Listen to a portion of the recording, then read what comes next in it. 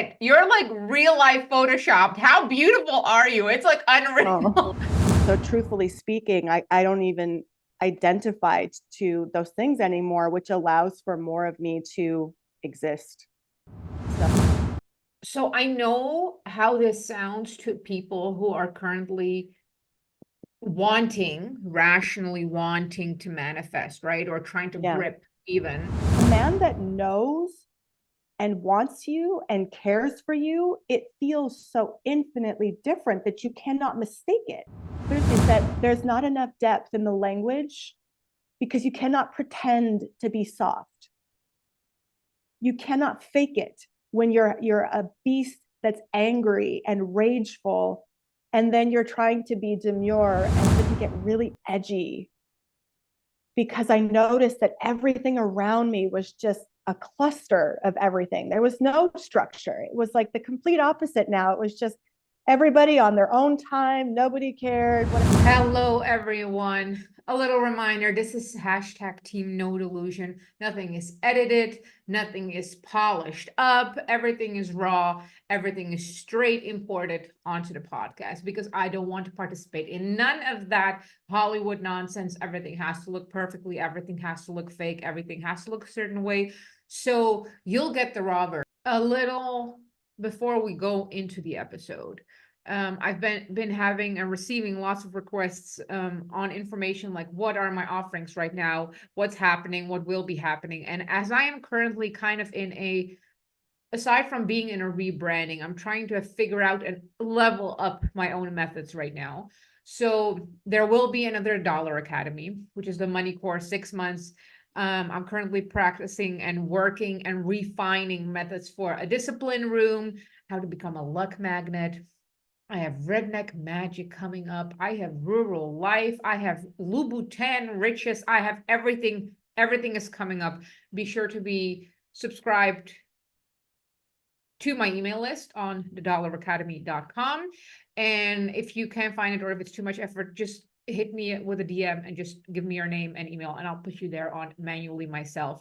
I have lots of good stuff coming from tiny luck exponential magnet amplifications for like $9 to several $1,000 programs. So I promise you, I'm trying to cater to as broad as possible, and I'm trying to get everyone involved. So yeah, get involved, and I can't wait to see you in.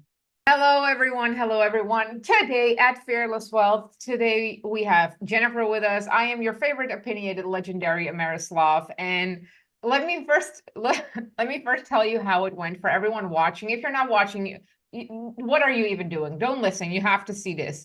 So when Jennifer popped up, I'm like, holy shit, you're like real life photoshopped. How beautiful are you? It's like unreal. oh, So go to the okay. video version and go check out how beautiful she is. Oh my Hi, goodness. Jennifer. Hi. Hi. I mean, I just love the candor that you bring. And yeah, thank you for that. You're so So beautiful. Well, thank you. Thank I'm you. real. I, Oh, yeah. so we already started talking a little bit prior to the podcast, but I'm trying to figure out because you and I have been in the online spheres kind of for a few years, and I'm trying to figure out where you were where you caught my eye at some point. Because you're a Yeah. coach. Tell me, okay, how would you describe yourself? So I would say I'm less of a coach because I'm not an accountability holder. I'm definitely more of a mentor. So when people come to me, they've usually exhausted every avenue on the planet in spaces. They've traveled far and wide in spiritual communities. They've built lives that are impossible to the average human. And still there's areas that they cannot seem to navigate. And when they come to me, it's almost like they're ready for what I would constitute as being their ultimate truth serum. It's like I take what they fear and I turn that into possibility. And so I would call myself more of a mentor because the people that generally work with me are not only primed and ready to pay attention to what they're doing in their lives, but they're also ready to act on that in a certain level of integrity that requires a maturation, if you will, in terms of how people operate. So I would say I mentor women primarily at the moment, although men have been making a comeback lately. I don't know what's happening in the air at the moment, but generally speaking, I focus on women because, you know, there's some real need for a rewrite there in how women express and how they show up in their life. And I have found that my work with women has then, of course, bled into uh, a ripple effect in their own personal worlds and their interpersonal relationships. And so, yeah, I mentor on a wide variety of things, but the two areas that tend to keep coming to my plate are relationships and wealth. So that's And it. and what's your definition of wealth? Yeah. So wealth for me, I didn't come from anything growing up. So for me, it was always this curiosity of what it meant to have more. And in that, there was a real love and zest for life in facing my circumstantial evidence as being what it was, but not necessarily what it had to be for me. And so at a very young age, I really went on this quest to essentially fall deeply in love with my entire life. So for me, wealth, obviously, there's a physical component to that in terms of what society would deem to be successful. And then there's the wealth and understanding that you actually do. You do and can have a very deep connection to that. And when you have a deep connection to that, the physical components tend to kind of work themselves out in favor of that. And I just kind of have always lived that way. So for me, wealth is very, very much an inside out experience. And in that, the way that I experience life is very, very nutritious and like it's opulent because I experience everything so deeply that when the physicality kind of comes into form, it's like a natural mechanism. So I define wealth as being how you experience life, not necessarily the tangible components, which are inevitable from that place. Right. And I feel that Yeah. the majority of the, let's call it like spiritual or educational angles of the internet and the world, you know, most of the people got somehow somewhat influenced by the law of attraction, right? So like you just sit at home, you kind of visualize and then things happen, Right. which is a very infantile, dreamy Yeah. Yeah. way. And you are significantly like I you call it mentioned. the training wheels. Right, right, Yeah. right. You speak of maturity specifically. Manifestation is the training wheels. Yeah. I did. Yeah. How and then I feel that the very masculine hustle and grind is kind of the other extreme, right? Where there's very little spirituality, there's just like physical, physical, physical. Where do you find your balance in that? Yeah. Well, I mean, my perception of feminine and masculine energies has changed dramatically just in the understanding of my own essence as a woman. And truthfully speaking, I think that the act of creation, which is the action of putting things in motion, is not actually masculine at all. It's very feminine. Um, but it has been heavily exploited. You know, and if we think of energies as just energies, everybody has the full comprising mechanism within, whether they're a man or a woman or whatever. Um, but as I started to understand my own contribution to my life, it was the exploitation of my feminine energy, the creator of my life, that was being drawn from and action to based on social standards versus what was actually coming through me to create. So as I've come to understand that, and where I find my balance is knowing that how I operate as a woman is not like how other people operate. In fact, everybody carries a very individuated um, essence in that. And when you really come to know that, then the balancing really becomes listening to who you are, because people are so impacted by what you are not doing. And it's kind of that level of discernment that comes within to know that you're driving your life from a very holistic place. And for some people, that might look like hustle, but it's not actually hustle because there's a different connection to it. And for others, it might be a very relaxed experience because that's how they create in the most optimal state. So truthfully speaking, I don't even identify to those things anymore, which allows for more of me to exist. So I don't I don't need to balance it anymore because it's in perfect harmony already. Oof, goosebumps. Oh, that's beautiful. Yeah. Mm. One thing that really stands out is that you speak of, this external experience as in relation to your like inner self, by lack of better wording. Yeah. But how do you differentiate what is the purest essence within you Mm. versus what are your coping mechanisms, your trauma, your, biases, your belief systems? Yeah. So I truly believe that we were never meant to suffer or experience undue hardship. I think that it's been a compounding effect of what you know, what you don't know, essentially. And so how I've learned to distinguish the experience is first, it started with me putting all the mechanisms down.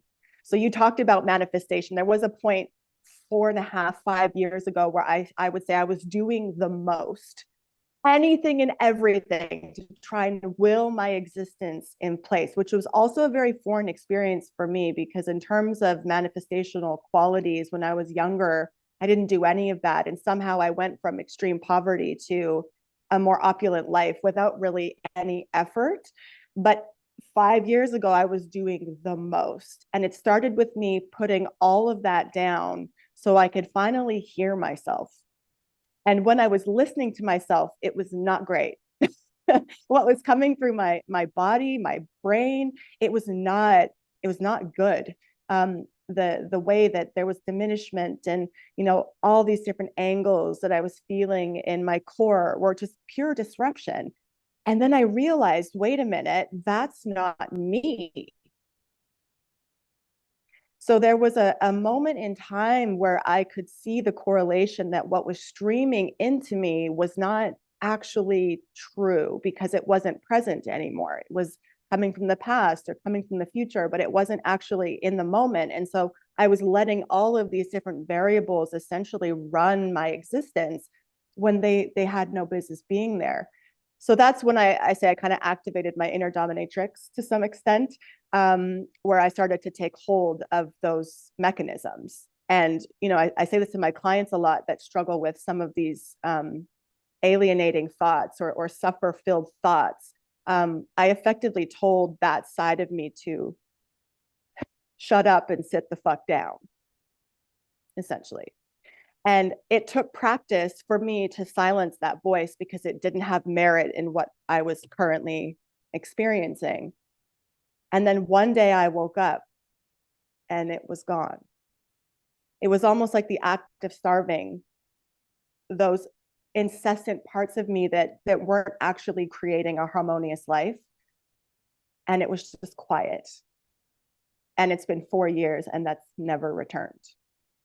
So how I'm able to distinguish truth from reality is purely through observation. And when I do have what I call minor disrupts, I now take the time to focus on what is actually being presented to me, and I experience myself through it, and I continually bring myself back to this beautiful place of homeostasis. So it doesn't mean I don't have moments where I'm kind of flowing into things that don't make sense, but I think the humanity at large has kind of been taught to distract and avoid. And it's in the presence that actually allows for that deeper connection to your wealth system, which is spirit, mind, body, manifestation. And so it was really a purification process to allow for myself to be heard in whatever was kind of being presented and then processed at the same time. So it was a bit of a journey, but fantastic. Yeah. I love it. So I know how this sounds to people who are currently rationally wanting to manifest, right? Or trying to grip even. Because it, for one, I want to endlessly emphasize on what Alex Hormozy says. Do you know who Alex Hormozy is? Yeah. So he always says that when people hear my story and they hear me how I slept on the floor in my own first gym, right? It's a 3-minute illustration in my current story, but in real Yeah. life, that took 4 years, right? Yeah. Yeah. And Yeah. Yeah. right, when we look at Rocky, the boxing movie, right? Like we see him grind and like, do the jumping rope, and that's like for 20 minutes, and then we see him win.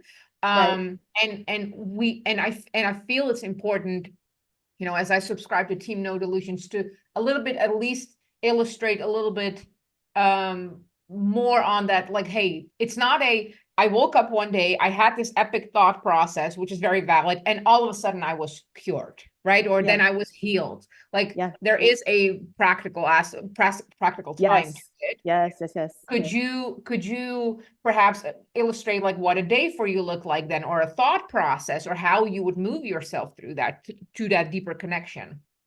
When I was going through it, or now? Yeah.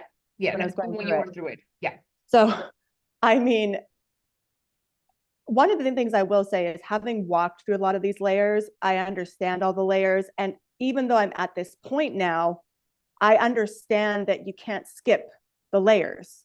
Now, how quickly you move through the layers is completely individual. And, you speak about it not always being instantaneous. There were moments in my life where it was cold turkey, immediacy, you're right there with it. But then there are other things that require more attention for you to move through. So, for example, when I was realizing that the voices and the self perpetual suffering that was kind of coursing through my being, and these were very self-deprecating thoughts, like and they're common. So it's like the I'm not worthy, I'm not wanted, I'm not cherished, I don't have, like, a lot of these things are unfortunately very rampant in the manifestation community. And it took me time to understand that those were thoughts that were coming from other places, first through social constructs. So when you absorb the construct, then you find context and language to put to what you're feeling, which can be very disorienting. And then it also came from, things that I was told in my past and evidence from my past. And then, of course, was what wasn't happening in my future as a result of all of that. So it took time to actually get intimate with what was actually creating my present and my future. And there's a major accountability that requires sight. And a lot of what we're fed with spoons, everybody's somewhat well intentioned to some extent, doesn't allow for that level of intimacy to ensue. So a typical day, if I was feeling anxious or had some of these thoughts coming through, I would stop whatever I was doing in that moment and take note. And I would remind myself that this is a temporary experience. It's almost like I started to understand those waves as being something like a child who's having a tantrum, and they get the tantrum out and they lose their shit. And then seconds later, they're playing again without any thought of what happened. And I think as adults, we just hold on to those things more versus allow them to move.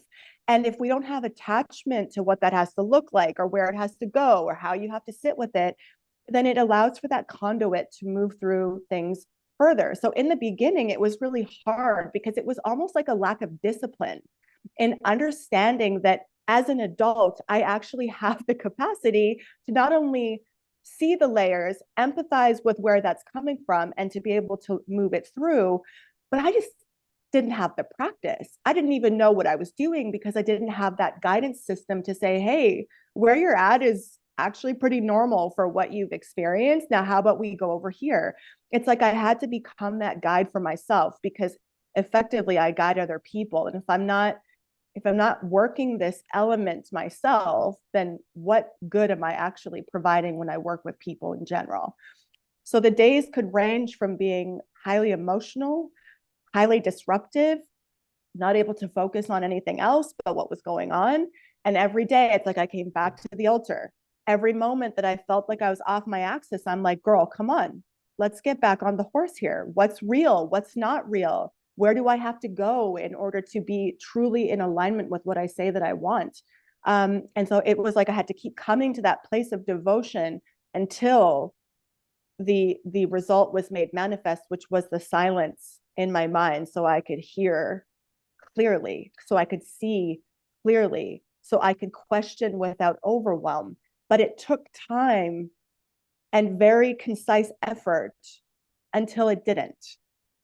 And I think that, much of what we experience in the world right now is based on immediacy and based on what other people say it should look like. It's going to land differently for everyone. That's the problem, is that if you're always looking for the picture, you're not actually going to land in the picture. You're going to be waiting for a result. And that's always a deferral of self. It's a deferral of life. And it takes from you effectively to be able to come home to some extent. So yeah, the days in the beginning were really hard because I lacked the discipline and the vernacular to understand why I was there and why I couldn't pull myself out of it. And then as that discipline grew, now those practices today look very simple. It might be, if I'm feeling a variance, it might just be sitting for a few minutes and just breathing, just like allowing, whatever is coming through to not have meaning, not have merit, and not take weight in any place in my life. And then I'm free to do what's next. But I think there's a luxury in space and time. And that's what I think is true wealth, is when you give yourself that time where you would normally just avoid or distract to center. And it's like a 0 point energy. It's weightless, it's formless, it's being. Oh, so good. And forever as the East European who likes to point out the harder things. Sure. Like first of all, discipline, glorious word, right? Like Yeah. I find it as the deepest level of self-care and self-love is discipline. Yeah, it is. Yeah. And this is for the listeners who have any type of version of dreams or, chasing any goals. When we, people who have made it to some extent, speak of doing the hard stuff, we are not talking about, grinding in the gym and you see like the rock again, you see the rock, that's the execution of the things. These are the hard things, right? Where you're willing to meet yourself and be like, okay, what's going on within me? Yeah. Okay, is this, like, what am I seeing? I don't know, because it's not comfortable. It's not fun. It's not comfortable. I mean, what transformation is?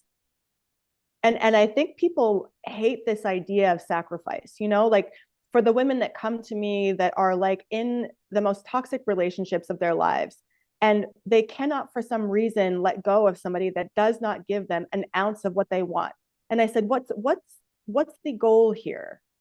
To try and turn a troll into a unicorn, or to understand that that troll may not be at a place in that troll's life where they can actually be what you need them to be? And wouldn't you rather sacrifice that to experience what you want, even if you knew it would never come, than to suffer in that place for an eternal hell? It doesn't make sense. And I've been there, as a woman, we've all been taught very fucked up things to some extent. And that's shifting. But I would say very few women have had proper guidance in what it means to be a woman among men. And to actually understand the fundamentals that allow for more pure connections with people in general. But people are afraid of this idea that they have to change the picture in front of them versus change who they are in orientation to the picture, which is what sets people up for what the future they actually want. And it's a simple foundational thought, but harder to execute because you have to be willing to let go of what you think you're holding on to as being what you want, when 9 out of 10 times it's not even close to what you want. And I promise we will jump right back into the conversation and the episode. But in the meantime, I would like you to hit the like, hit the subscribe, hit the share, and mostly get involved on my socials, get involved on my Instagram, get involved in the conversation on Facebook, get on my email list. You know how much I have been, let's say it, ostracized and removed from certain spaces. So if my Facebook one day disappears, you won't know where to find me. So get on my email list on $1academy.com. Thank you so much. Meanwhile, snap a little picture of it, do a screenshot, share it on your Instagram, tag me. I will absolutely reshare, and any feedback and everything is possible. It's very welcome too. Thank you so much. Now let's go back to the episode. And I'm gonna go very transparent, right? Because team no delusion. What I never understood, even though I use the terminology, and I'm gonna cycle back on how language is quite limiting. Yes. But I never understood this, like, who we think we are. And I recently just got on a fitness journey, right? And Okay. I've never done fitness. I've done Spartan races, I've done outside, I've been strong, but I've never done a fitness journey. And I notice myself thinking right now, but who am I if I'm not like a fatty? Who am I if I'm going to be like 5 times, 6 times a week in the gym? Like Who I'm is that 36. girl? Yeah. What am I if I am not that? And it's this, and I'm perceiving this as like that the mask or the costume that I was wearing is taken off, but I don't have the new costume yet. Right. It's coming in the mail. It's on its way. Right. Yeah. Yeah. What I love, oh my God, you like so many good things. Okay. Yeah. So how to operate as a woman in the world. Let me first start with, what's your opinion currently, or your observation with how feminism right now is being expressed in the world? Yeah.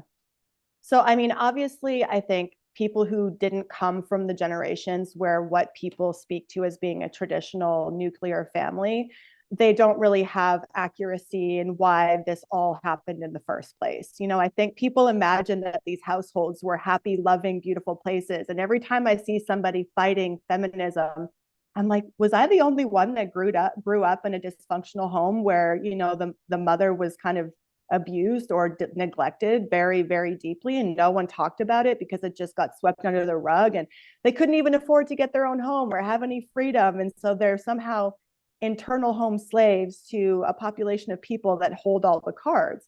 And so I think that in that level of unnatural coexistence, something had to shift. And so that's where people kind of see the rise in feminism. And you know, I think what happened is, as you start to unveil the truth, usually what happens is everybody swings to the other side of the pendulum. So that's where like the feminist rights and, you know, people fighting each other, and what they're doing is they're effectively healing from all the mistreatment without knowing that they've been mistreated.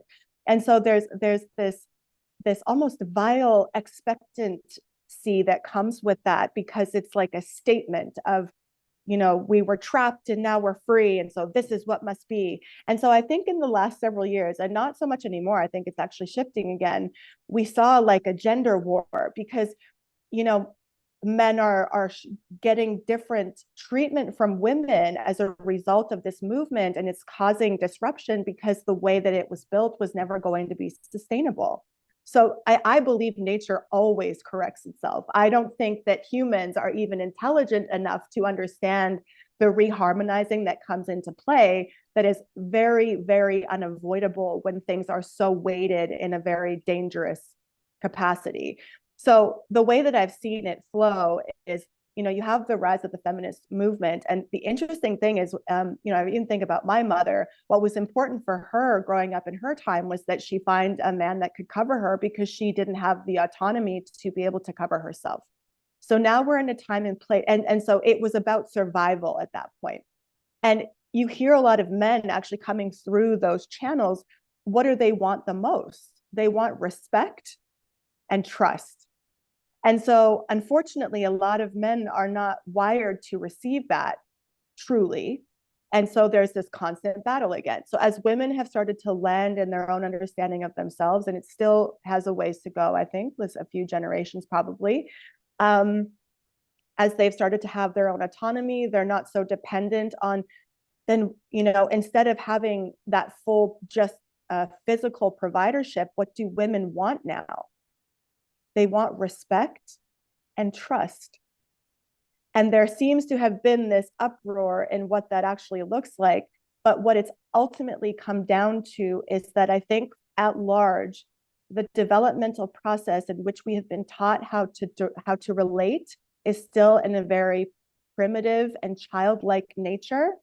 And it takes a minute for people to mature so they can actually be ready for what I believe the nuclear family to be, which is a place of sovereign love, like where there is a mutual love and respect. And when you find people in general that operate on that level, you don't have to resist them. You work with them. You want to create solutions together. You're okay to lean back or come forward because there's no real mechanism that's holding that out of sync. And so I think we're coming into a place we're going to see more, I call them iconic relationships because truly it's a very small percentage on the planet currently where people truly exist in that way.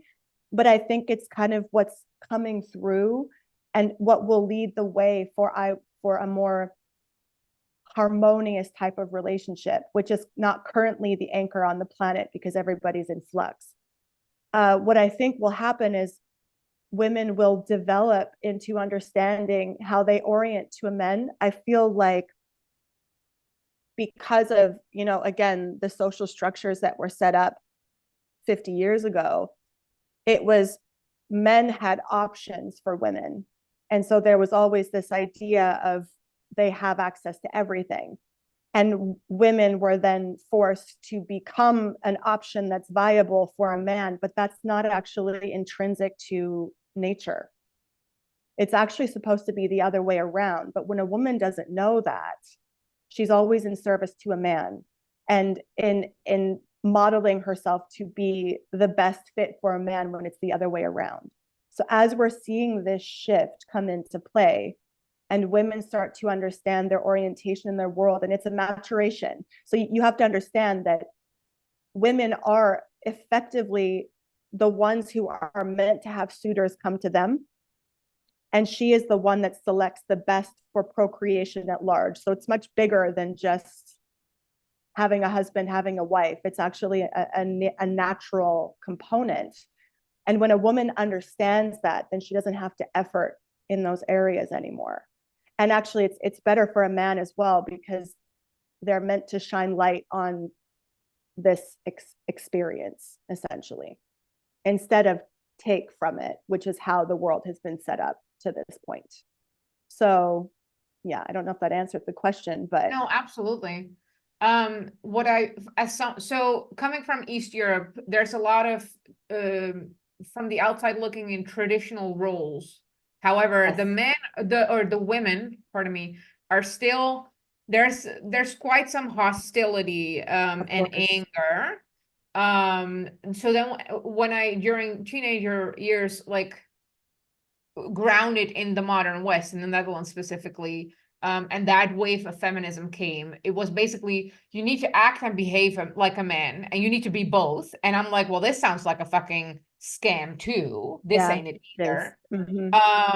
And I feel that there's a huge challenge in limiting language, because when we speak of, being able, like receiving, right, being, like the words insinuate that it's an activity to do, like, right, like moving, like bicycling, like walking, and it lacks the depth of where it's a version of being. And as someone who just recently got into a relationship that I would describe, and I can never stop talking about this. I remember when we just started dating and we were sitting on the couch and he looked at me and I felt this weird sensation, and I'm like, I'm having a psychosis. And I'm like, am I going fucking batshit? No, I'm losing it. I'm like, and I'm talking to myself, no, because crazy people don't know they're losing it. Okay, so what's going on? And I'm not religious by any means, but I swear it was the hand of God touching me through him. Yes. And that was the first time. And now I can see it, like when we are when we are together, like the way he opens the doors, and it's such a simplistic thing. It's not opening the door for the sake of opening door. It's like an offering to the being of me. Yes. And yes. In service. And what it results in, that, because regenerative behavior. And I just want, like, I can You feel want to the love love him. and expansion going bigger. And at the beginning, I panicked because I feel I didn't have an outlet. And now I'm like, I want to cycle it back into him. Of course, that's what it should look like.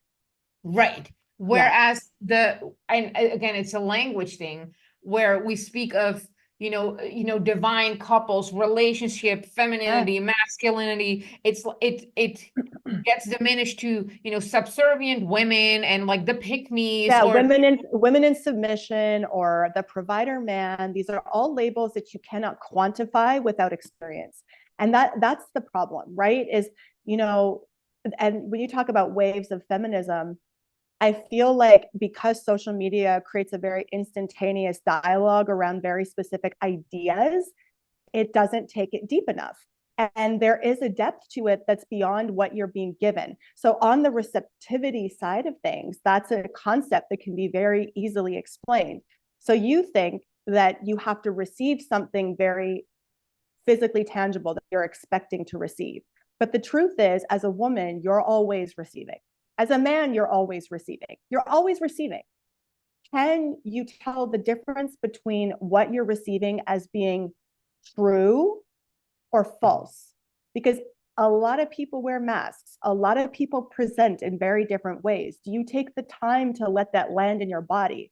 And I'm sure you will say this because of the experience that you have with your is your husband, I or refer to him as husband because boyfriend or partner like just doesn't make doesn't any sense. Yeah. suffice. Yeah. Yeah, exactly. So the reason why the orientation has been messed up is because women are truly the receiver and the selector of the relationship.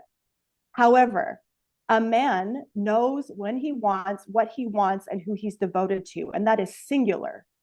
That's not a many thing. That is a singular activity. So men who have droves of women around them do not understand their purpose as a man because they've not been developed. And so we have this. So for me, there's a major judgment that's dropped of people in general because we're all at the different developmental stages and levels of awareness. And so if you can understand that, if a man comes in and he's not able to give to you in the way that a man should give to you, that doesn't make him bad. That doesn't make him wrong. He might have fucked up tendencies, but that's not your problem. And he's not your guy. Like, it's a selection process. But a man that knows and wants you and cares for you, it feels so infinitely different that you cannot mistake it. But you have to be willing to receive that. And unfortunately, that's where women have not quite developed, or not all of them, but a good majority have not developed their attunement to know the difference because modern dating and or relationships have really taken away from that experience in the rush for immediacy and or distorted manipulation or acts of control that don't allow for that beauty and that love to actually gestate. So it's unfortunate because that's what's missing in the dialogue right now is how do you go from being somebody that's immature, and immature also comes down to what's coming through your brain, how you feel, your insecurities. Those are all disciplinary immaturities that most people have not had people in their lives to say, hey, we got to look at it this way, or let's observe a different lens. And so it's like the blind leading the blind, everybody hurting each other in the process instead of really taking the time to know what that is within. And only then do you actually start to have eyes for it. And the eyes are not necessarily you're looking for a checklist of things. It's a very distinct experience that you cannot miss. You can't miss it. It's so different. And yeah, so I feel like what you're speaking to is to that end, that act of divine love, because it's a generative experience. If that man is pouring into you, shedding light on you, wants to provide for you because that is inherently who he is and who he wants to be for you, it will be easy for you to what people talk about as submitting. Submitting is not an act. It is a place of relaxation where you know that you're not going to be slighted, or if there was a slight, it would be corrected immediately without hesitation. But that requires two very disciplined very love honoring human beings to come together. And so without that foundation, that's what makes relationships really hard, is because you have to navigate these spaces together when you can't even navigate yourself. And that's problematic. It's problematic because it's where you learn within the confines. And you can't do this without relationships. Like I would say, as a woman, I've come to learn my femininity as being this really beautiful existence. But I couldn't really know my full femininity without that adoration from men, because they illuminate it when it's done from that place of integrity. They make it bigger, brighter. And that's the whole idea, in that, if you even think as a basic biology, the man, what they provide is the seed, the walls, and the feminine energy does everything else. When you give her that, she'll make it grow. She'll make it, the way I get chills, because that's what it is. It's like she does everything else with that nourishment, and then it's that generative experience. And I think that that's what we're heading into. It still requires a bit of refinement on all parties. This is a whole part of coming together. It's not about resisting or fighting. It's about selection and discipline. And when that happens, it's just this beautiful, again, it's like growth, expansion. Yeah. Uh, oh, so what riches, like you're so good at explaining this. And the reason why I'm pulling up personal experiences is because I've went from the radical extreme, right? Same. And I and it hurts my heart, but I've done that. When people would open the door for me, I can do that my fucking self, right? I've done Right. a nasty, nasty. Yeah. So The hyper and independent. Mm-hmm. oof, and Yeah, hyper independence is a survival mechanism. it is. It's Yeah. not a state of being. I don't No, care how you're selling it to me. Hyper no. independence is I'm afraid to give. I don't trust anyone. I barely trust myself. Yeah. Let I need me. to control it so much that I can't even allow people to pour into me. It's a very so I also, like you, came from that place. I mean, I grew up, I rarely tell my life story because my identity is so far from it anymore. But I think if I were to really sit down and go there with people, they would look at me and be like, what? Like, truly, like, really dark, heavy stuff that no human being should ever go through. And yet so many do. And it was funny because there were moments when I really needed people and they showed up, but I didn't receive it that way. It was like, like even the things that were really beautifully handed to me, like I call them gifts from God. They were like earth angels. I couldn't see it that way, where I was like, it was survival. And then when I hit a place of, wait a minute, it's okay to ask for help. It's okay to have people help you. It's okay for people to point things out that you might be missing, because it makes your life easier if you don't have to figure it out on your own. It's okay to not feel like you're a burden because someone's helping you. It's okay. And then, as again, it softens you, not from so like, if I need to exercise my authority, you better believe I do. Like, I don't hold, so it's a part of me, but it's not the ruler of me. It's used in a mature way to really drive home where I'm moving in my own life. And everything needs to be in shape for that. And so, yeah, I'm with you. The hyper independence has been a really harmful agent, because when you realize how much you starve yourself from connection, it's really sad. And you don't even know it until it's done. And then you actually have to process how much you held back from yourself in trying to be the martyr of everything, and how it restricts you from love entirely, which is it's a scope. You can't even really define love, because it's all things. It's not just the good things and the pleasurable things. It's also the nitty-gritty that drives you in that direction. But yeah, I feel like that is one area in the feminine, and it's also consequently on the other side about being soft. You know, you hear a lot of feminine coaches, you have to be soft, you have to be soft. I think the problem is, and you've already touched on it before, is that there's not enough depth in the language because you cannot pretend to be soft.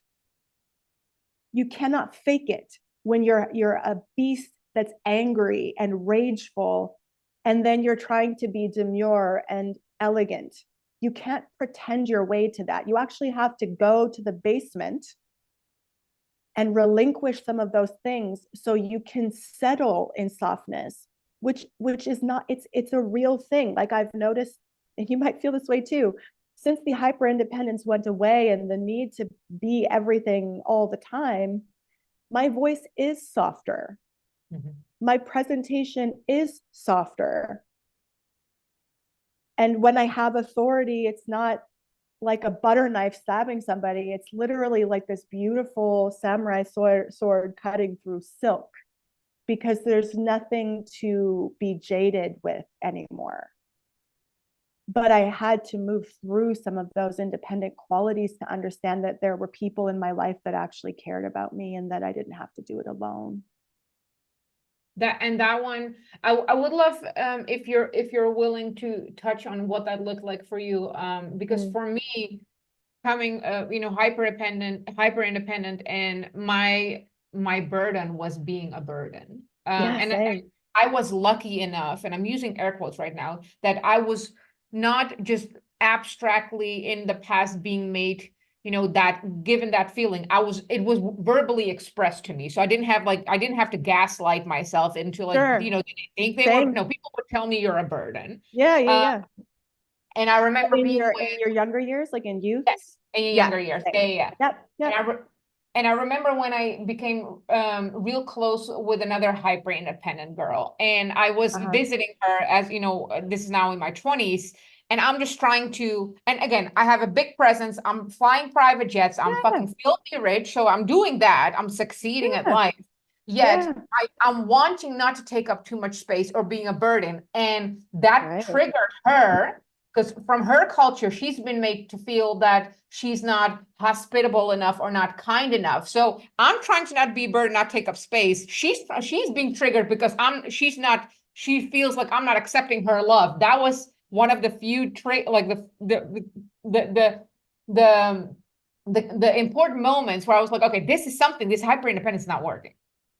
Right. And later that turned into, going into relationships, because I do feel from the outside, it looks like the man made me soft. He contributed, but there was a process prior to that, because I would have never been able to receive him, connect to him. You wouldn't have been attracted to him. He would have been so foreign to you, like an actual foreign element in your life. He would have been boring, probably. Absolutely. And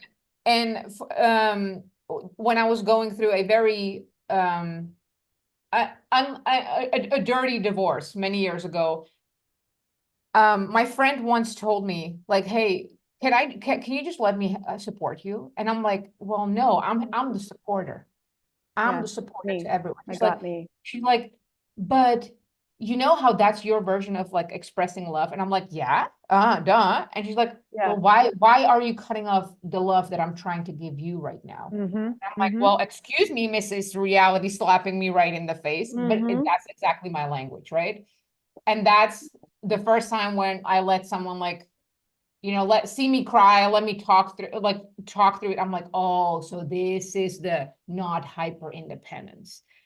But how do you have any specific examples how that looked like for you? Again, coming from the somewhat radical feminism, where the opening the door is not a disrespect that the person thinks you cannot open the door. And that's how we perceive it. Like, I'm capable myself. Who do you excuse you? Versus I want to make your life flowy. Yeah.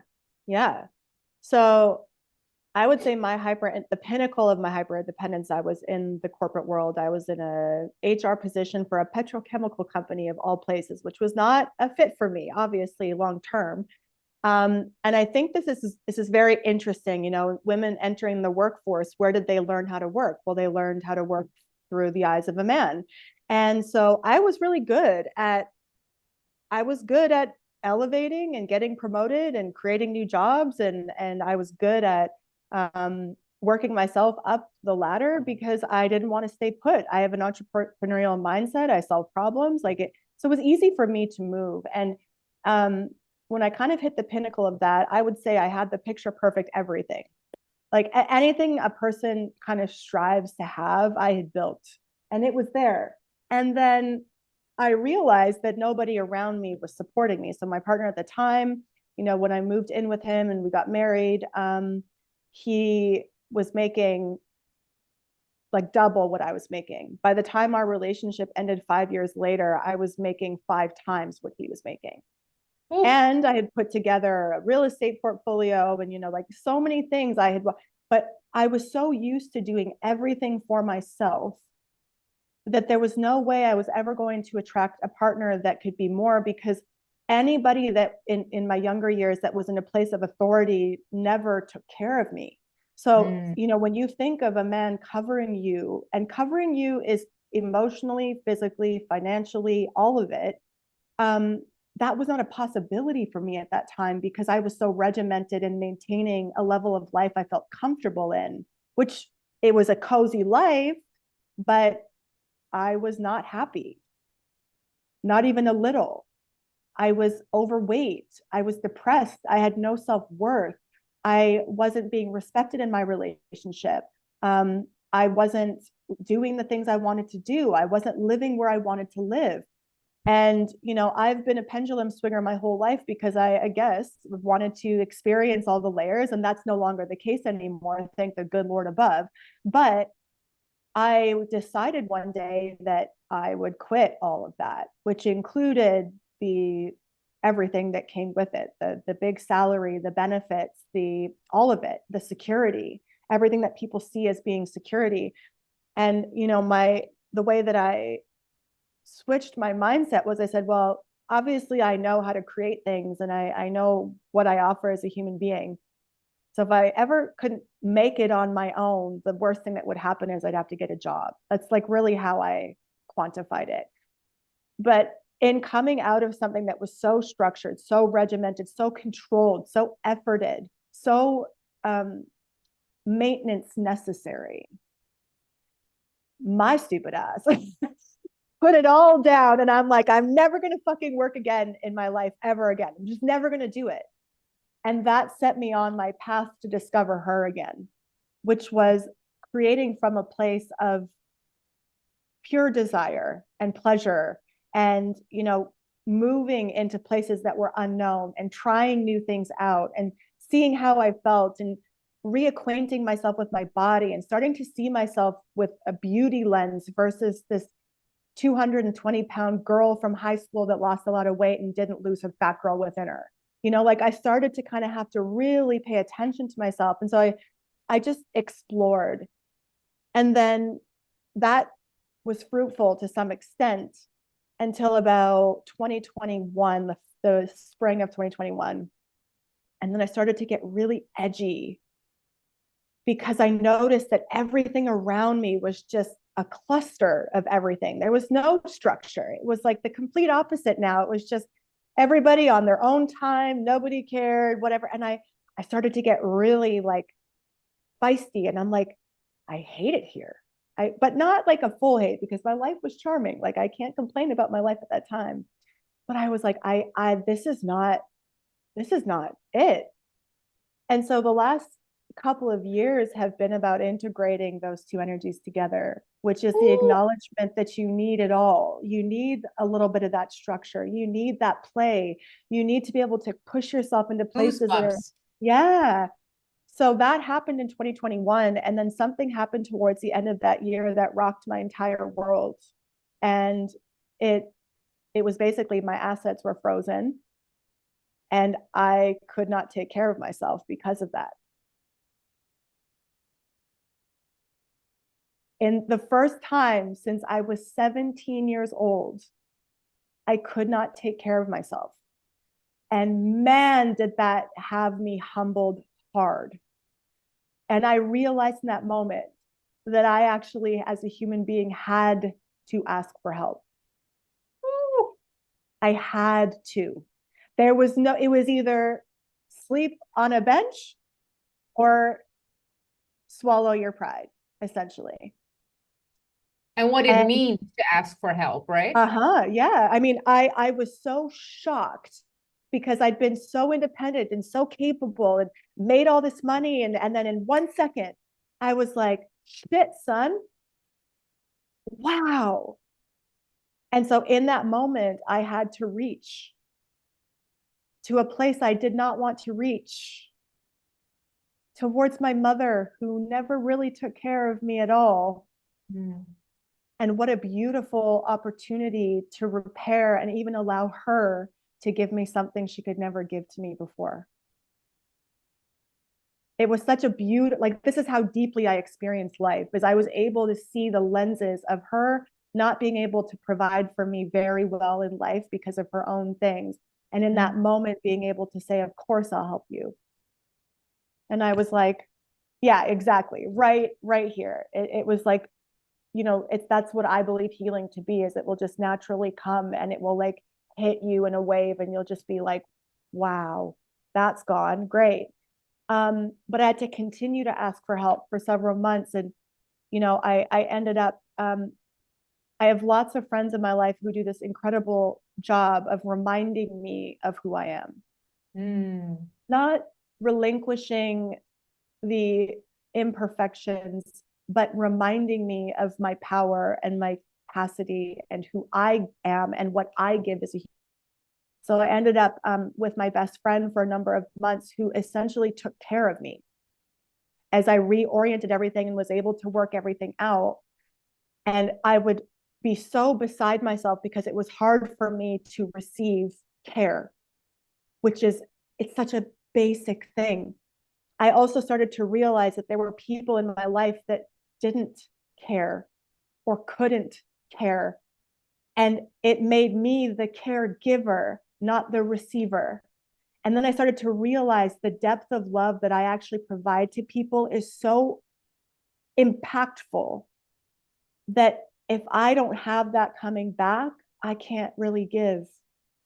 And so in the number of those months, not only did I have a very deep lesson in learning how to be taken care of, and being told constantly by this person that loves, oh, I get emotional, that loves me so deeply, to say, you're not a burden. You're not.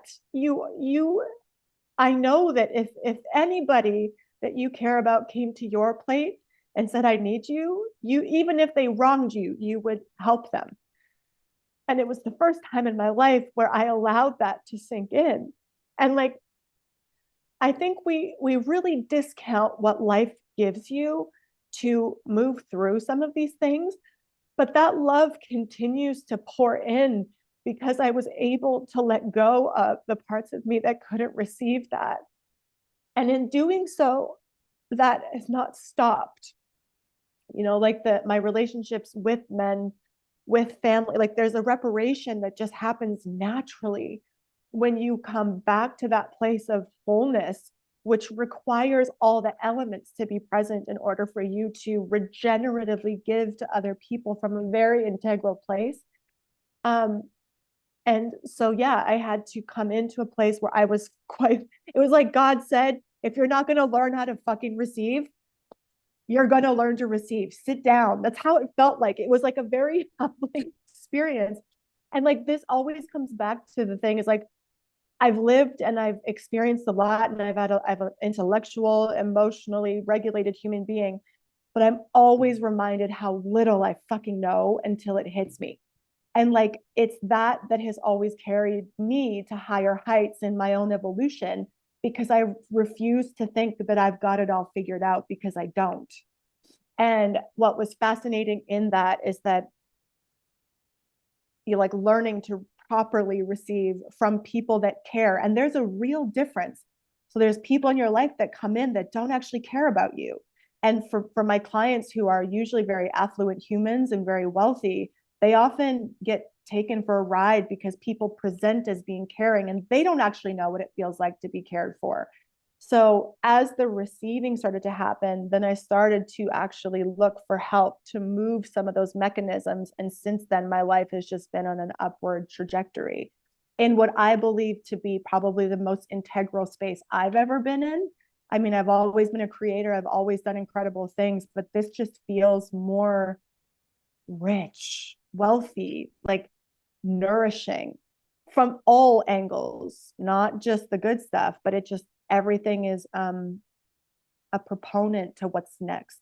So that's where my hyper independence shifted. It started with me putting down the fixation on the hyper aspect, going right into the deep end with the other side of things, bringing those two elements together, and then allowing myself to be moved to what the next piece would be. So in my case, last year was the receiving component, so that I could actually understand what it meant to receive, what it meant to be a woman, what it meant to understand men from not needing to change them, but to receive them as they are without any adjustment. And then to also know that my power in the world is to be able to choose. That's all I'm actually responsible for, is choosing, listening, choosing, listening, choosing. It's really that simple. But of course, it was a journey for me. Okay. Thank you so much for that. Thank you. And my assets got frozen 2022. So same. Okay. Yeah. Crazy, right? Yeah. And my friend coming, how much do you need me to send you? Yeah. Or, do I pay your rent? Yeah. And I'm like, right. What? I also look at that as like, that's not everybody's usual situation. And one of the things, and I'm going to go out on a limb and say you have probably felt this your whole life too, in the pursuit of truth and existence in homeostasis, it's like you could never not be provided for. Even if you fight it, it's like you will choose to be provided for. Those who are in high victimized states will choose to suffer. They will choose their pride over help. And that's where like the discernment and practice comes in, because you can easily end up on a bench somewhere if you don't understand. And this is, when we come back to wealth, it's the same thing. It's like I invest in people not for my own gain. It's my own love for humans. But that also returns to me in just the right time. Like it's weird. It's never a leverage that I have on people. It's just, again, you did this because that's what it looks like. It's like one day I needed help and another day someone else might need help. And this is the whole idea that we're coming into now, is that community again, where it's like, yes, you have your singular being, but also you're fucking shit without other people. Unless you want to be a monk in a cave, which, some people like that life, but that's not for me. So yeah. Yeah, I'm always online bitching, and including making fun of, because I am not a nice person in that sense of that, right, of that victimhood, because ironically I feel that victimization is being portrayed as this helpless, powerless. However, the victim in the narrative holds all the control and holds the power, right? Because as the victim, you get to dictate the story. You get to dictate how others respond to you, right? You simplistically, you share a sobby story and the other person like, oh, and that's it. Because no one likes to hear what you're saying. Like, I had to look at myself, and then, I realized I was doing things wrong. There's like, you can't really respond to that except for really respecting it. But there's no like codependency, or like, I call it the demon tangle, where like your demons dance with my demons. And so I can see how, without making it a conclusion, do you feel that somewhere within the last 10 years, there's been a split off and everything has compounded? So the victims got more victim-y, and the people who were dedicated to evolution, to self, to truth, right, has compounded to the other side. I think COVID was a really great example to see the differentiating psyches and or understanding of energy, period.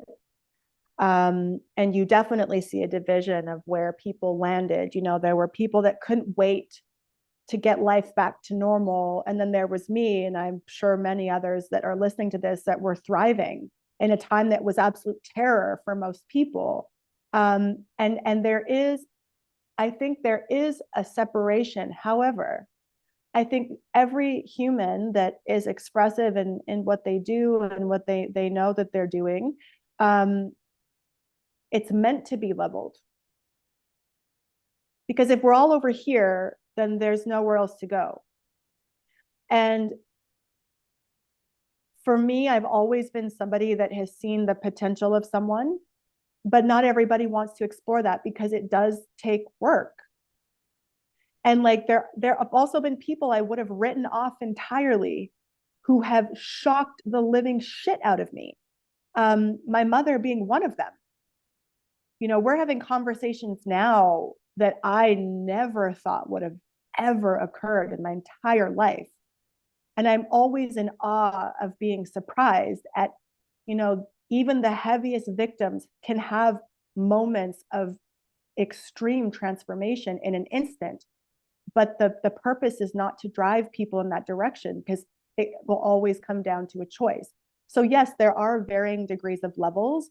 I don't know that it's so 50-50 on either side. I think that we have this bridge of awareness, and I think people reside on those bridges, and people who are meant to is not the right word, but who are moving to the other side of the bridge will find their way there, whether we have an aptitude or understanding for it or not.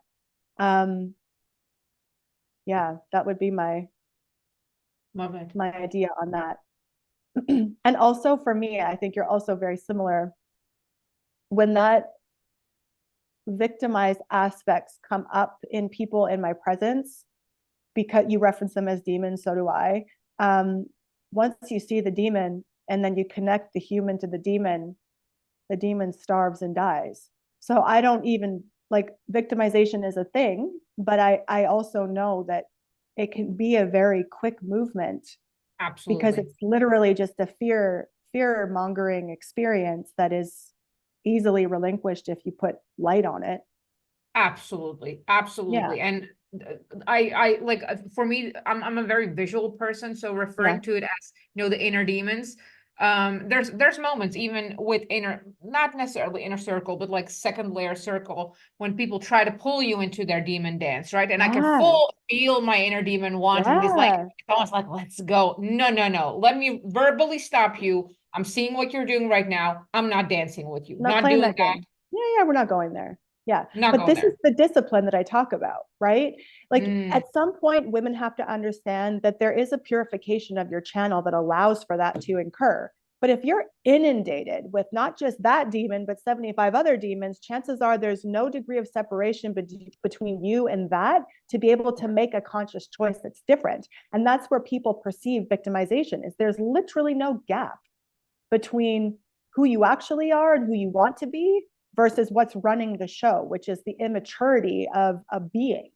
So that comes from a practice of knowing, hey, wait a minute, I could act like an absolute asshole to that person because I'm feeling triggered, or I can take a second and reassess where I'm at and the energy that I'm bringing into the equation and decide to operate differently because that's not actually who I am. That's how I want to react.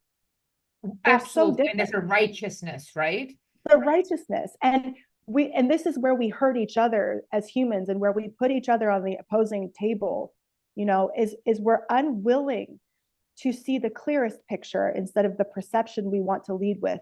And it's such a nuanced experience, but when you're leading from love, and that has always been my core, you know, people ask me, how did you do it? I'm like, I learned to love every aspect of my life. I learned to look at the face of whatever I didn't want and choose to love something else. Like I just was always moved by love. So it's like when you're dealing with people that have not landed there yet, who are you to judge where they are? That's where they are. Can you point out the truth? Yes. Can you give them a different experience in your own integrity? Yes. Can you do lots of things? Can you do nothing? Yes. Sometimes I have these moments with my clients where they're going on something and I'm just sitting there. I'm just looking at them. And then they finish what they're saying and I don't say anything. And they answer their own damn questions. Like I feel like it's really just acute awareness that allows for the relinquishing of victimization. And also not, like you said, tolerating the victim. Doesn't mean you don't have empathy or compassion or you don't make way for emotions that come through, but you know the victim is a lie and it's an avoidance from what that person actually wants. So why would I dance with that? Right. And what I Yeah. spoke about yesterday online, like when there is a, because I do, like I use 100%, I use bullying terms like you're weak, your ancestors are, Yeah. there is, and this is what I mentioned yesterday online, like the moment you acknowledge I am weak, I am fat, I am unhappy, you'll have my instant respect because it's a full acceptance of the current without attaching any Right. to it. Look, I am weak, Right. which becomes weak is the thing that comes before getting strong. Yeah. Right? You need to be like, I am broke, I'm not happy, I am whatever it is, whatever it is, there's that's the seed of power. Being able Yeah. to, this is where I am. I'm not liking it. Yeah. And I hate it. Yeah.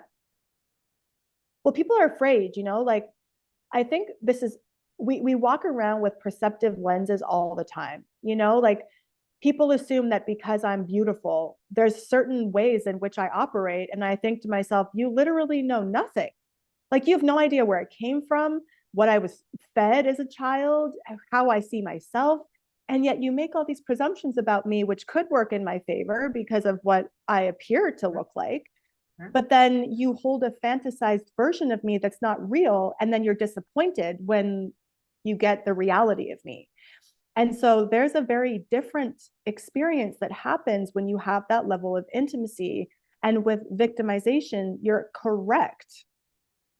You're correct.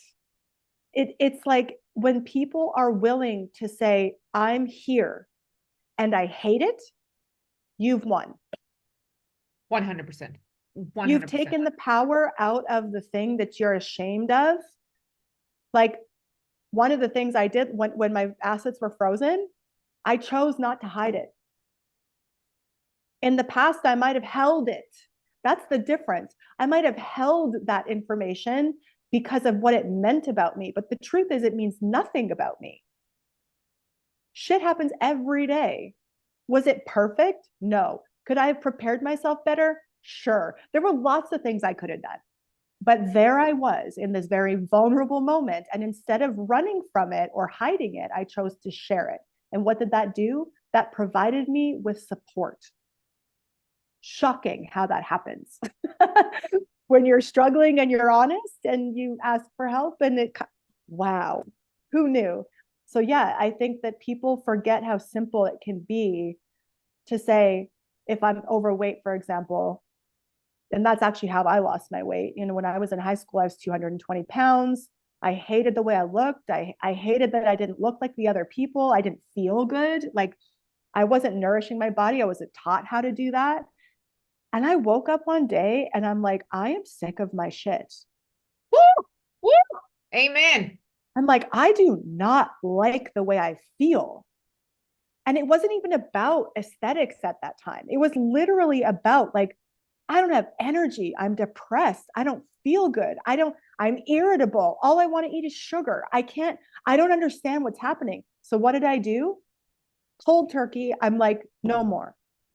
And my ass was in the gym every single day. And I started doing hatha yoga and my stress went away. And all of a sudden I started to realize that the people around me were feeding me shit that I didn't want to eat. Why? Because they were eating it. And all of a sudden it meant something about them because I didn't want to participate. And as I started to lose weight and look better, then I realized there were people around me that didn't want me to change because the essence of who I am is so powerful that if then coupled with a beautiful physique that would somehow take away from them. And then I started to realize those people are my friends. So like, it's weird. Like you take these steps that you seemingly are just so surface, but they reveal so much about your environment. And then how pristine can you be with yourself to allow for more of what you want to actually come in? So I started to discover these things. I'm like, wow, you don't really like me because you hate yourself. Ooh. And then I started to find people that just loved me. And they just loved me. Mm. And even if I made fucked up decisions, they'd be like, well, that wasn't great. And I'm like, you're right. That was terrible. But they would come in and say, okay, well, what are you going to do about it? Mm. I'm like, good point. What am I going to do with that? So it's like every little step that I took in the transformation of my life led me to more, even though at the base level, it was just losing weight. 100%. But it's so much more than that. It always is, if you can like experience what's happening. And the friend thing is so, this one thing I really don't subscribe to is the whole like, it's a lonely journey going to the top. I'm It's like, I don't know not. what y'all are talking about No, because I I cannot agree. relate. Cannot relate. No, there is what, and again, whether it's a language thing or whether it's like the glorification of hardship, because there is definitely a transition when um you have kind of like exorcise. So I call exercising exorcising, right? It's Okay. exorcising my demons. Yes. It's Yes, like an cleansing exorcism. the Yeah, inside, yeah, cleansing. right? Uh-huh. So once you start exorcising and exercising the demons, like the other people's demons get triggered because it's like, who does Uh-huh. she think she is? And it becomes a reflection, right? Like she's doing the thing, either regret, like, oh, you could never do this, you blah blah blah, or like, who does she think she is? She's gonna be better, she's gonna look down on you. There's some, but again, it's, and the people who are willing to exorcise too in every version, Right. right? They Like, grow oh with my God, you. let's go. Yes, Yeah. let's Yeah. go. You're like, and that now Yeah. you have an army. Yeah. Yeah, Yeah, it's cool. that took a long time for me to understand because I was always ahead of my environment. Um, Mm, and that was tough because it did mean that I was too much, too masculine, too beautiful, too vocal, too driven, too skinny, too fat, too blonde, too brunette, too everything. Like too, I don't know. When I lost all my weight, like I am Eastern European as well by ancestral nature, so I have a chiseled face because I'm Eastern European. When I started to lose weight, that was the first thing to emerge was my facial structure. And I had right. people in my life being like, you look like a skeleton. Like, do you even see what you look like? And I'm like, this is my face. But I cared so much about what these people thought because I wanted to be loved.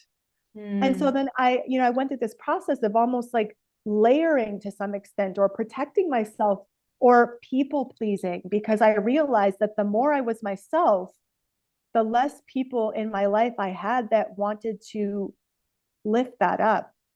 mm. And so Oof. that created a period of, I would say, isolation in the Mhm. sense that I had to venture on my own to some extent to then discover that I could have better people in my life. But it took a minute because I really didn't know. Like I wasn't told there was better. I wasn't told that it didn't have to be isolating or alone. So like when I hear people saying that they were misfits and they're alone and I'm like, then that tells me that you had a life where you weren't allowed to be who you are. And Absolutely. if you hold that story, congratulations, you will remain that way. Abs Absolutely. And there are people around that will see you to greater heights if you can receive that. And if you can be very distinct around your own environment about the people that have taken up that time, energy, and space within you to make that room very safe and familiar to what you're used to. So if you're the misfit and you're always the one that are ahead of your friends or whatever, then you will remain that way with people who allow you to be that way. Yeah. But then when you get in rooms with people who celebrate you and who want to see you win and who tell you that you're beautiful and to actually say, share that more, like please, I want to see more of your beauty. I want to see more of I want to hear what you have to say. Please, let's talk about this for hours. And who put you in rooms with people that want to help you move into those places. I don't feel lonely ever. And you brought up such a great example, like the celebratory, wanting to celebrate, please show us more. There is this thing where from the outside, and I'm gonna use my I have a male family member, but I'm not. So let's say my uncle recently went to a retreat in India, and Okay. prior to that, he verbally, all these people crying about gratitude, about life, they're fucking fake. Right. Verbatim. But there's a difference. Yeah, there's a difference. And then he experienced, like, he went through this whole healing journey, and now he's crying all the time. He's like, I just thought they were fake. Yeah. Because, right, and that's Yeah. the same thing when you're removed and you haven't touched into that cleaner part, because I'm going to use cleaner Yeah. part and more pure part in yourself. It looks like they're like, oh my God, we're celebrating. Oh my Yeah. God. Yeah. Yeah. Oh, she's happy about her tree or whatever, her car. No. It's such a deep way of being. It's not performative. No, some people are performative though. Like Sure, there isn't, sure. but there isn't. So again, I've developed a very high level of discernment, not for protection anymore, but for literal just receiving my environment. And it's very clear when somebody truly feels something versus when it's being acted upon. And the Absolutely. usual dead giveaway is that their life does not align to what they feel. It's the biggest giveaway. You can't miss Discernment. it. So if somebody says I'm making $100,000 a month, but they're broke as fuck living in a van, they're not actually living what they're celebrating. They're using it as a tool to bait business. And that's to me, a very unclean way of doing business. And it will Absolutely. never sustain itself because it's not natural. And I think that that's what we're moving collectively together in a world where these components feel more natural than they do contrived. And we've been living in a contrived world for a really long time. So when you land in the presence of somebody that holds that reality very deeply, they're going to do one of two things for you. They're going to show you what's possible, or they're going to trigger your demons and you're going to want to fucking claw their eyes out because you think they're being stupid. And the truth is, it's because you haven't yet reached that within yourself, that it's very illuminating to the things within you that are not in line with where you want to be. So it took me a long time to understand that one. And it hit hard because I also felt very victimized by not having people around me until I changed that story. And now there's no way I could ever go back to that. Not even like for a minute. Is no. A little before we go into the episode, I've been having and receiving lots of requests on information like what are my offerings right now, what's happening, what will be happening. And as I am currently kind of aside from being in a rebranding, I'm trying to figure out and level up my own methods right now. So there will be another Dollar Academy, which is the money course, 6 months. I'm currently practicing and working and refining methods for a discipline room, how to become a luck magnet. I have redneck magic coming up. I have rural life. I have Louboutin riches. I have everything. Everything is coming up. Be sure to be subscribed to my email list on thedollaracademy.com. And if you can't find it or if it's too much effort, just hit me with a DM and just give me your name and email and I'll put you there on manually myself. I have lots of good stuff coming, from tiny luck exponential magnet amplifications for like $9 to several $1,000 programs. So I promise you, I'm trying to cater to as broad as possible, and I'm trying to get everyone involved. So yeah, get involved, and I can't wait to see you in a little bit. No. Let's close off with 2 questions. Okay. If you right now, no questions asked, like let's skip the theory. If you right now would be able to travel back to your 14-year-old self, what would you tell her?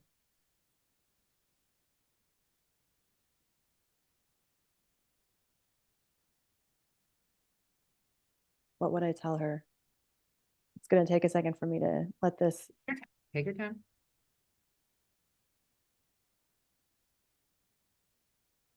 There's nothing wrong with you. Mm. Mm. You're ahead of the game in a big way. Trust. Yes. Oh, beautiful. Yeah. Beautiful. And if your 58-year-old self would travel to you today, what would she tell you? You fucking did it, baby. That would be it. You fucking did it. Like you did it. I don't know. Mm. Yeah. And did it for me is like the fully embodied life, truly. You fucking did it. Not from the surface aspects, like the whole way through. You fucking did it. And you had no idea, like when you live a legit fulfilled life, at least for me, translated away, it's like I never thought this would be even possible. The depth of the Right. feeling experience is like, what is this? Like it's Yeah. pure, it's magic. It's literal It magic. is. It is. The feeling aspect is, I think, the one thing people miss out on. It's what I do for my clients. I help them connect to that. Mm. Because without that, you could have everything and want to axe yourself, like truly, or never understand why it didn't bring you fulfillment. And the connection is not hard. I think that that's the one thing that, spiritual paradigms and a lot of what's available has really clouded, is that it has to be a difficult thing, and it doesn't. There is merit, and I didn't actually realize this until very recently too, in the last year. There is merit in being able to find people who can stand beside you. It's almost like the guidance you can't give yourself because you're you. And again, choosing the right person to help you land there is very important. But truthfully speaking, like it's like the mother you didn't have or the father you didn't have, to like be able to say, no, like there's more for you. Like, let's not stop here. Like there is power in people walking beside you, that has made such a very big impact in where I'm at today. So yeah. Tell us about what you have going on right now, where we can find you. Everything will be linked everywhere. But Yes. what do you have active? What do you have coming up? What are you, anything? Yes. So my business was built very unconventionally. It's only now that I'm starting to build up more formal things, but the business side of things. So a website is going to be coming soon. I'm working on that currently. The things that are available in terms of working with me, I have one-on-one opportunities. I've also created a 12-month experience that I have never done before, because usually my clients will transform within 10 to 12 sessions with me. Like it's very, very quick. But I have started to realize that there's a type of woman out there who is much like how we've kind of talked about, who can't quite see herself. So Muse is one of my most prominent things right now, because I do see people evolving into that full space of sight, but not quite. So it's a combination of one-on-one coaching, but in some of the things that I did in my feminine exploration, there's a real artistic quality that I bring to my work and life. And I'm realizing that people, much like you and I, until like recent years, don't know what it's like to be noticed, don't know what it's like to be cared for, don't know what it's like to be provided for. And so Muse is truly the experience of taking really heart-centered and up-based entrepreneurs or people who have some things in their life, they're a little bit wonky. And again, usually for me, it's wealth and relationships. So we work through those mechanisms. And then there's the opportunity to have 4 bespoke in-person experiences with me, where we have concentrated time together. But then I also pick up my camera gear and I take photos and videos to either complement what's going on in business. So if you need assets for specific projects, because I have a way that I shoot that is really embodied. And then you have an experience where I create for you, because I pick up on people's things. Because I care and I love and I enjoy providing for people. So in these experiences, And in our time together, I kind of learn about you and the things that you like. And I create these little travel moments with you so that you can actually have the experience of being noticed. But then these assets over the 12 months, you will see a physical transformation. And I think for work that I do, more often than not, it's a gradual experience. And you don't have anything really tangible outside of the fact that your life changes entirely. But the physicality, I don't think people understand when your energy is whole and it's really within you, how much more radiant and vibrant and present you are. And it's undeniable. I want people to have that takeaway to really see their shift in embodiment. And I think the thing that I'm seeing come online right now is that muses don't often know that they're muses. But when you connect the muse to who she is, she's infinitely impossible. And so, and she, when she knows it, there's no longer a need to fight or resist her experience. She's just here. So that's one. And then coming up, I have a new thing that I'm creating called Wealthy Woman, which I know is pretty cliche, but it is the idea of touching on all the layers of wealth, not just the physicality, but then also the physicality. And that will be a shorter term group program for obviously women. And yeah, that's coming soon. So that will be available. All my links and everything are on Facebook. If when the website's finished, it'll all be on there. But yeah, that's where I'm at. I love it. Thank you so much. Thank you so much for making the time and sharing all of this. Thank you for having me. I mean, I made that one post and you were just on it. So I appreciate it. So good. Thank you so much, everyone. Links are everywhere in the comment. Go check it out. My doggy is very excited here. Thanks. Share, like, snapshot, tag, everything and everything. And we'll see you at the next episode. All right. Bye.